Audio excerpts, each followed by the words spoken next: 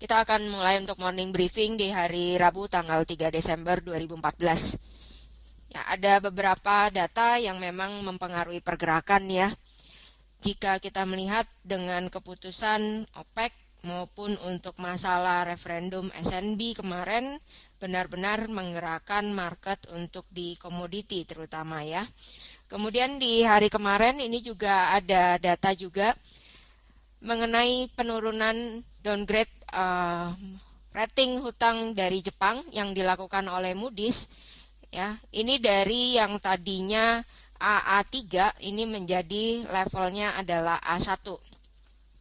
Dan ini menandakan jika untuk kondisi keuangan ataupun perekonomian yang di Jepang ini dianggapnya masih beresiko ya.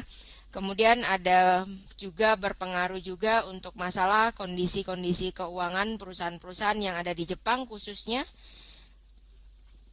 Ya, dan jika kita mengetahui Jepang ini juga adalah pendapatan terbesar adalah dari ekspor ya.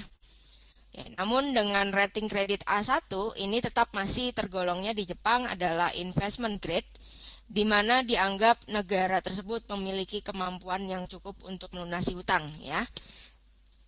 Kemudian di hari kemarin juga ada mengenai keputusan dari RBA. Ini tetap masih melakukan acuan suku bunga itu di levelnya 2,5%.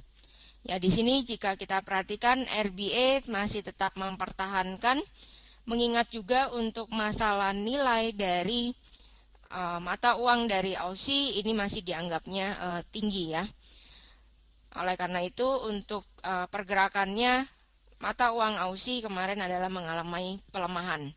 Kemudian tidak hanya itu, keputusan dari RBA masih mempertahankan level suku bunga 2,5%. Ini juga dikarenakan dengan rendahnya kenaikan gaji ya, sehingga membuat daya inflasi ini juga masih melemah. Ya, kemudian nilai mata uang Aussie ini juga mengalami penurunan 20% dari pendapatan ekspor dari Aussie, yaitu dari harga biji besi, ini juga mengalami kemerosotan 40% di tahun ini. Dan jika kita ingat, biji besi ini adalah bagian 20% dari pendapatan keseluruhan dari negara Aussie ya. Jelas ini juga diakibatkan dengan adanya meningkatnya untuk masalah supply yang ada. Ya, kemudian di hari kemarin juga untuk indeks dolar ini tetap berada di rekor yang tertinggi ya jika kita perhatikan.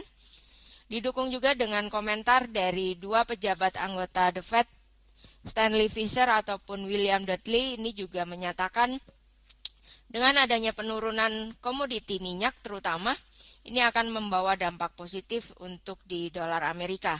Dan ini kembali lagi antusias untuk para market yang ada adalah untuk The Fed berharapnya akan melakukan kebijakan kenaikan suku bunga itu di tahun 2015 mendatang. Ya. Kemudian hal yang positif untuk dikenaikan dari indeks dolar ini juga mengangkat untuk dolar yen.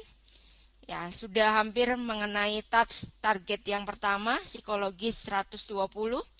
Ya, ini adalah level tertinggi sejak tahun 2008.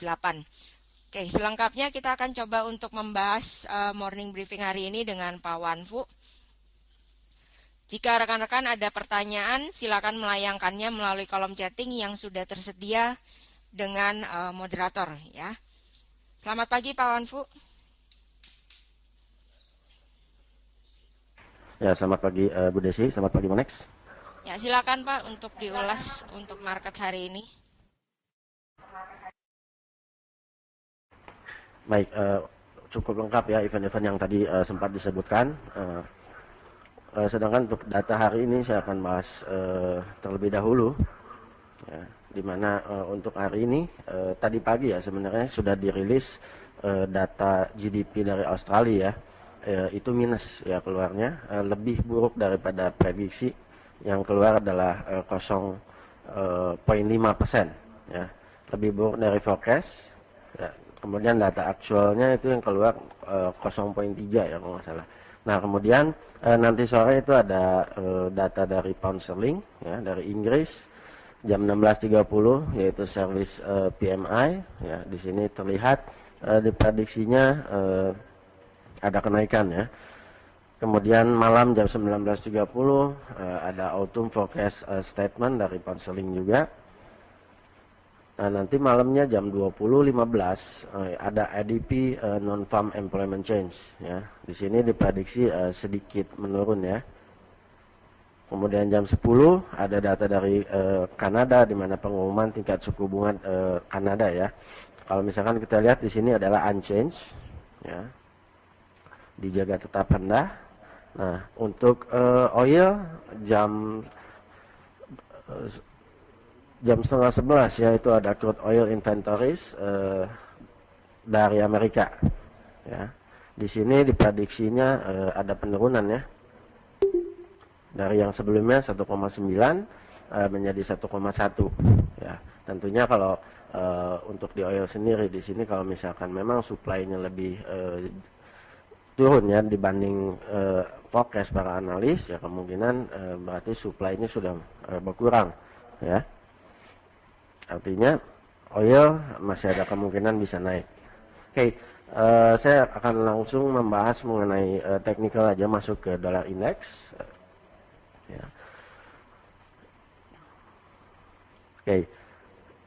Nah, kemarin ada berita ya dari para pejabat The Fed di mana ada sinyal yang memberikan langkah bagi ekonomi Amerika Serikat yang sudah dalam posisi cukup positif ya untuk melanjutkan pertumbuhan ekonominya ya secara berkesinambungan ya, dimana kemarin juga kedua pejabat bank sentral di Amerika itu menjelaskan bahwa apa yang terjadi pada minyak itu tidak menjadi kekhawatiran bagi bank sentral di Amerika ya.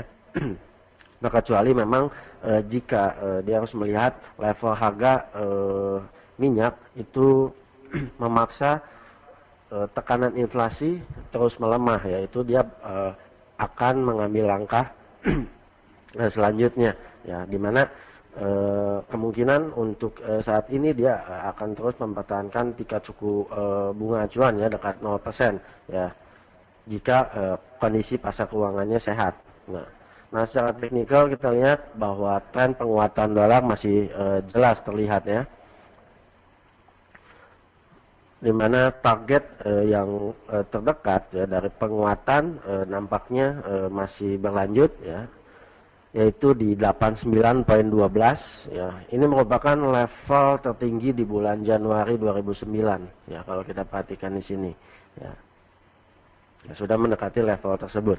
Ya, jadi kemungkinan saya lihat untuk mungkin sampai akhir tahun ini ya, di bulan ini Desember kita masih bisa melihat penguatan dolar yang terjadi. Oke, selanjutnya kita lihat Aussie ya. Setelah data ya kemarin di mana sempat keluar di mana ada data building approval itu naik ya. Menjadi 11%, 11,4% ya dari data sebelumnya yang direvisi 11%, itu menjadi 11,2. Nah, spontan data tersebut itu lebih baik dari prediksi para ekonom ya yang hanya sebesar 5,2, makanya kemarin sempat mengalami kenaikan ya. Namun pada perdagangan sesi Eropa terlihat pasar tidak ingin merespon lebih jauh ya, karena menjelang pengumuman tingkat suku bunga Aussie kemarin. Namun setelah pengumuman suku bunga yang tetap dijaga rendah ya, akhirnya harus membawa Aussie kembali melemah ya terhadap dolar. Nah, secara teknikal outlook Aussie saya lihat masih bearish ya, di mana harga tertinggi yang dibentuk ya terlihat semakin rendah. Ya, yang dibentuk adalah semakin rendah. Jadi secara overall saya lihat memang Aussie masih bearish. Nah, kemudian secara jangka pendek ya, support terdekat di 0.8473 ya, itu juga sudah ditembus ya, diikuti dengan 0.8415 juga saya melihat sudah ditembus. Nah, kemungkinan dengan penembusan level tersebut ya, saya melihat pelemahan yang akan terjadi selanjutnya adalah di level 0.8330 ya dalam jangka pendek. Nah, kecuali dia kembali lagi berhasil ditutup di atas level 0.8415 ya, kemungkinan dia akan coba ke resisten selanjutnya lagi ya. Namun secara overall saya lihat untuk Aussie dollar itu masih bearish.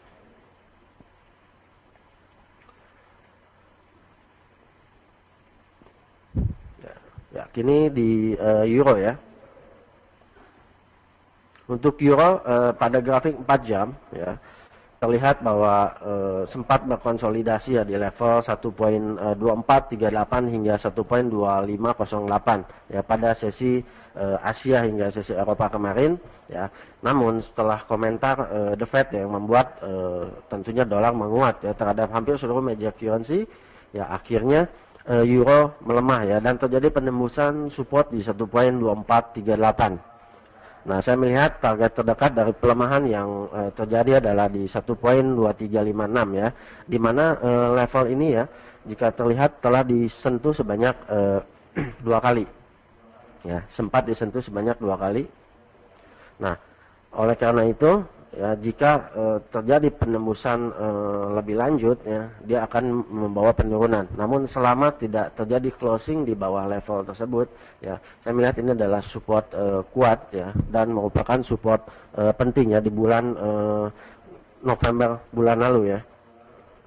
Gitu. Namun secara overall masih sama ya. Saya melihat tren pelemahan masih bisa terjadi pada euro dolar. Selanjutnya di pound sterling ya. Ya, saya melihat pada grafik harian ya, di mana pasangan mata uang pound sterling ini masih pound sterling dolar itu masih dapat melemah dikarenakan dia berada dalam channel bearish. Nah, tentu hal ini menunjukkan bahwa tren pelemahan pound sterling terhadap dolar itu belum selesai ya. Namun begitu secara teknikal level support terdekat saya melihat di kisaran level 1.5585 ya. Nah, inilah level yang menahan pelemahan pound sterling ya di bulan November 2014. Nah, sekaligus ini merupakan support penting ya di minggu awal bulan Desember ini ya bagi pound sterling. Kemudian untuk resisten ya sesuai histori saya melihat di 1.5825. Nah, dikarenakan tren masih bearish, maka rekomendasi saya melihat lebih mengarah ke posisi jual sebenarnya ya. Terutama jika harga kembali mencoba mendekati resisten ya dan tidak terjadi penutupan harga di atas level tersebut ya. Kemudian ditambah lagi apabila nanti ada sinyal di mana akan setelah terjadi rebound nantinya pembalikan arah harga untuk mendukung turun ya, maka saya akan merekomendasikan kita bisa memasuki posisi jual ya, tentunya dengan batasan risiko tergantung modal masing-masing. Nah, selanjutnya di dolar yen ya, berita mengenai penurunan kredit rating Jepang itu spontan membawa yen ya kembali melemah terhadap dolar ya. Nah, secara teknikal dengan penembusan level atas di 118.96 yang sudah terjadi ya, diikuti closing di atas level ini, itu target terdekatnya adalah 119.90 ya. Sementara jika harga tidak berhasil kembali menembus ke atas level 119.90 ya, dia akan kembali mencoba lagi level support yang kini menjadi support ya di 118.96 ya. Namun saya melihat selama harga ya dolar yen itu bertahan di atas level 117.30 ya, sentimen bullish saya lihat masih terjaga ya, karena level tersebut adalah level yang menahan penurunan di bulan November ya, kalau kita lihat ya cukup rapi ya, dan sekarang posisi saya percaya sudah di atas 119 ya. Secara overall saya melihat untuk dolar yen itu masih bullish ya. Oke. Selanjutnya kita ke Nikkei. Ya, indeks Nikkei kembali menguat ya akibat positifnya data saham Amerika ya belakangan ini. Nah, terlihat penguatan yang terjadi ya sesuai dengan skenario yang sebelumnya di mana ada bentukan rising wedge formation ya, di mana jika tidak terjadi penembusan ke atas upper trend line yang terjadi ya, peluang turun itu sebenarnya masih terbuka ya, walaupun kita lihat bahwa tren untuk Nikkei itu sebenarnya masih bullish ya. Nah, pada grafik daily ya, di mana pola rising wedge ini terbentuk, saya melihat adalah waktu merupakan kunci dari pola bearish reversal ini ya. Namun tetap saya ingatkan bahwa konfirmasi itu tetap diperlukan ya, yaitu penembusan harga ke bawah bottom trend line ya. Ya, diikuti closing di bawah level tersebut, maka saya melihat peluang Nikkei akan mencoba ya, koreksi itu akan terbuka. Ya, namun selama harga bertahan bergerak di dalam upper trend line dan bottom trend line, ya, dia akan tetap berada di sana ya. Kecuali pola ini akan fail ya, jika terjadi penembusan upper trend line ya, trend line yang ada di atas. Oke. Area sini terjadi penembusan ke atas dan closing di atas level tersebut, maka pola ini akan fail. Ya. Itu untuk di Nikkei. Nah, selanjutnya kita lihat di Hang Seng ya. Hasil rilis data manufaktur China ya yang menunjukkan penurunan membawa pelemahan indeks Hang Seng ya, hingga menguji support di sebelumnya di 23.192. Ya, terlihat di sini bentukan secara 4 jam saya katakan adalah double bottom ya untuk di Hang Seng ya. Nah, namun memasuki perdagangan Selasa kemarin ya, Hang Seng kembali rebound ya akibat aksi bargain hunting karena kejatuhan tajam ya pada perdagangan hari Jumat minggu lalu ya. Nah, secara teknikal saya melihat resisten terdekat itu terlihat di kisaran 23980 ya, dimana jika tidak terjadi penembusan ke atas level ini ya, saya melihat kemungkinan Hang Seng akan kembali koreksi ya untuk menguji level 23564. Namun jika terjadi penembusan ke atas level 23980 ya, peluang harga untuk mencoba naik ya untuk menguji level resisten berikutnya di 24338 yang merupakan level resisten histori sebelumnya ya di tanggal 14 November ya, di pertengahan bulan November ya. Oke. Itu untuk di Hang Seng. Nah, ini kita ke commodity oil ya. Ya, terlihat jelas ya di sini bahwa yang saya gunakan adalah grafik mingguan ya, bahwa outlook pada emas itu sempat koreksi hingga level Fibo di kisaran 64 ya yang telah saya tentukan sebelumnya. Nah, ini merupakan level cukup penting bagi performa minyak ke depannya ya, saya lihat. Nah, selama harga bertahan di atas level ini, peluang harga untuk mencoba rebound itu masih tetap ada ya. Nah, untuk lebih jelasnya lagi kita coba lihat grafik daily. Ya, ini merupakan grafik daily. Ya, terlihat terjadi aksi short covering ya, terjadi pada komoditi minyak. Nah, secara teknikal support terdekat untuk saat ini adalah 63.70 yang merupakan harga terendah ya pada perdagangan Senin kemarin. Ya. Nah, adapun target dari rebound yang terjadi adalah level 74 ya di Fibo 50% ya secara weekly ya. Namun jika harga ya tidak berhasil ditutup di atas level ini terutama grafik harian ya, maka kemungkinan harga akan melanjutkan pelemahannya untuk kembali menguji level terendah Senin kemarin di level 63.70 ya. Nah, sebaliknya apabila harga berhasil melakukan penembusan ke atas level 74, dia akan secara daily ya, level di kisaran 80 hingga 83.63 itu akan menjadi target dari rebound selanjutnya. Namun apabila kita lihat secara fundamental ya, dari data OPEC kemarin, di mana dia akan tetap tidak akan memotong ya tingkat produksinya, kemudian masalah penciptaan shale oil yang oleh Amerika ya, itu masih menjadi berita negatif ya bagi oil gitu. Kemudian ada pernyataan juga tidak ada apa istilahnya kekhawatiran apabila supply oil meningkat ya dan harga oil turun, itu tidak menjadi kekhawatiran the Fed ya gitu. Nah selanjutnya sedikit pembahasan mengenai gold yang kemarin ya. Ya, ada yang sempat menanyakan mengapa gold justru naik ya setelah Swiss gold referendum itu ditolak ya.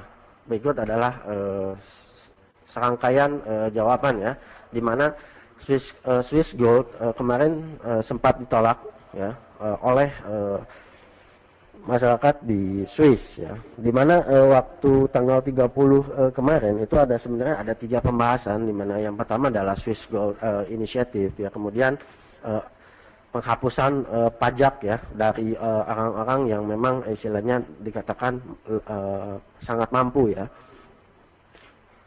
Kemudian ada lagi tuntutan bahwa ingin membatasi imigran ya sebesar 0,2%. Nah, ketiga referendum tersebut itu ditolak ya, dengan pembatasan imigrasi ditolak dengan suara penolakan 74%.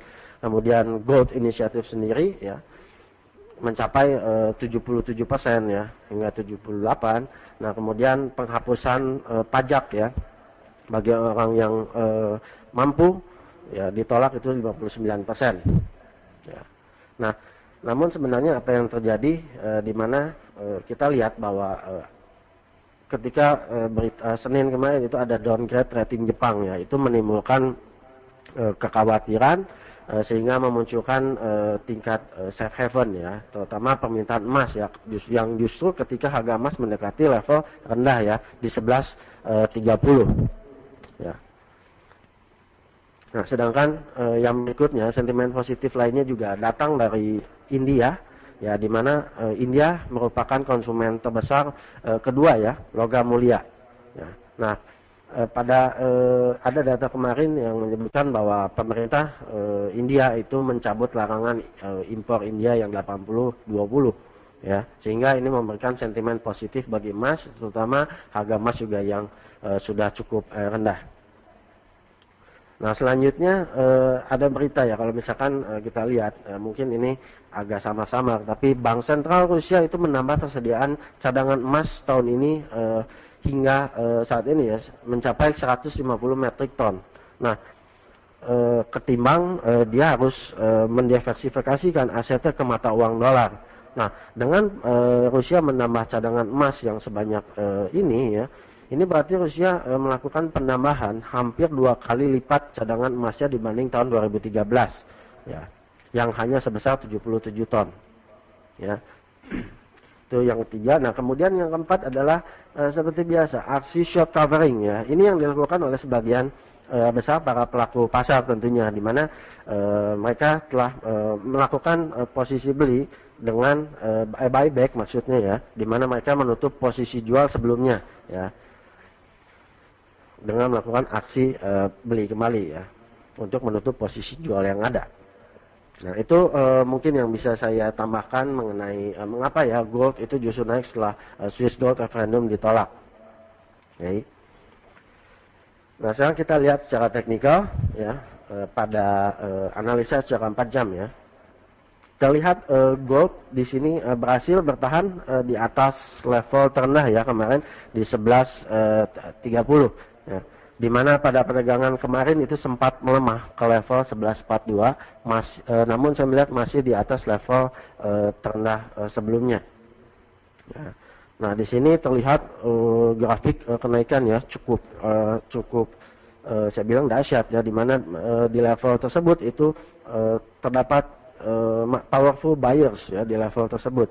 Nah, pembentukan harga yang diikuti dengan low yang semakin tinggi ya di bulan November ya, pertengahan bulan November ini menunjukkan memang dalam jangka pendek ya ada peluang harga coba untuk rebound ya, terutama jika harga closing di atas harga tertinggi ya, di 122.1 ya untuk di emas. Nah, maka saya melihat momentum bullish itu mulai akan bermain di sini. Nah, ada asumsi yang ingin saya coba sharing ya kepada rekan-rekan di sini, di mana saya sempat membuat Elliott Wave ya, di mana level 1130 itu saya hitung sebagai wave 5 kemarin ya. Nah, kemudian rebound yang terjadi itu merupakan wave A atau 1 ya. Wave A atau 1. Nah, selanjutnya penurunan Jumat hari Minggu lalu itu merupakan wave B atau 2 ya. Nah, A, B, C atau 1, 2, 3, 4, 5 ya. Ini yang sempat saya asumsikan. Maka jika yang terdekat adalah wave C yang terbentuk atau 3. Nah, intinya jika memang yang terbentuk adalah wave C ya, maka harga kemungkinan akan melanjutkan bearish ya dalam jangka panjangnya. Sebaliknya apabila yang terjadi adalah wave 3 di mana wave 3 akan lebih panjang daripada wave A ini ya. Kenaikan ini ya. 1, 2, 3 biasanya lebih panjang ya. Nah, maka konfirmasi tetap diperlukan penembusan ke atas 102.21 ya, yang merupakan high di hari Senin kemarin. Nah, apa yang akan menggagalkan pola ini ya?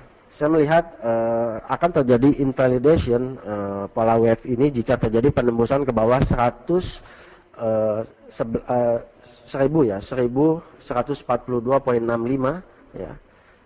Penembusan ke bawah level tersebut itu akan menggagalkan pola wave ini. Oke. Itu yang bisa saya sharing kepada rekan-rekan. Mungkin Ibu Desi ada yang ingin menambahkan? Berarti untuk di emas ini masih akan menunggu konfirmasi ya Pak ya. Dengan catatan jika Anda sudah memiliki posisi long, berarti 1142 itu menjadi kunci acuannya jika memang skenario dari Elliott Wave ini terjadi sempurna ya. Kemudian jika Anda yang mempunyai short position juga perlu berhati-hati jika ada konfirmasi di atas area 1221, maka akan terjadi wave 3 yang kemungkinannya akan lebih besar dibandingkan wave 1 yang kemarin ya. Oke, itu untuk emas ya. Kemudian tadi juga sudah diulas juga beberapa faktor yang menjadi pendukung ataupun yang dapat menggagalkan untuk pattern Elliott Wave tersebut. Ya. Kemudian jika kita melihat dari review yang sudah dibawakan oleh Pak Wanfu, secara overall sentimen untuk di indeks dolar ini masih positif ya. Kemudian jika kita melihat juga di market terutama komoditi untuk minggu-minggu terakhir ya, terutama di bulan November, Desember ini bergerak yang cukup signifikan. Ya, kemudian jika kita lihat juga di hari Jumat akhir pekan nanti akan para traders juga akan menunggu rilis data dari Amerika yaitu non-farm employment change yang jika kita melihat ini adalah diprediksi mengalami kenaikan menjadi 231.000 dari sebelumnya 214.000. Kemudian untuk data trade balance dari Amerika ini juga diforecastkan sedikit menyempit untuk defisitnya menjadi minus 41,3 billion dari yang sebelumnya minus 43 billion. Ya, sentimen positif ini masih bertengger di indeks dolar dan mengakibatkan semua mata uang ataupun komoditi yang against dengan US dollar ini adalah masih mengalami tekanan ya. Oke, demikian untuk morning briefing di hari ini. Semua informasi kami berikan untuk bersifat informatif, dapat menjadi salah satu bahan pertimbangan namun bukan menjadi satu-satunya untuk pengambilan keputusan. Akibat secara langsung ataupun tidak langsung dari hasil transaksi nasabah adalah menjadi tanggung jawab nasabah. Terima kasih, selamat pagi, selamat beraktivitas.